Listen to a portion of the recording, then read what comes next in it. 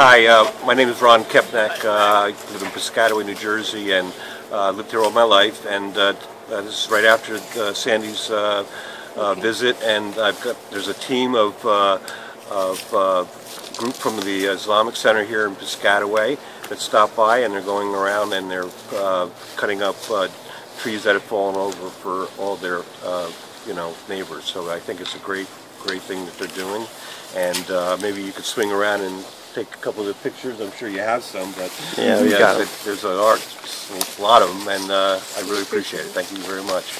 أشرقت نفسي بنور من فؤادي حينما رددت يا رب العباد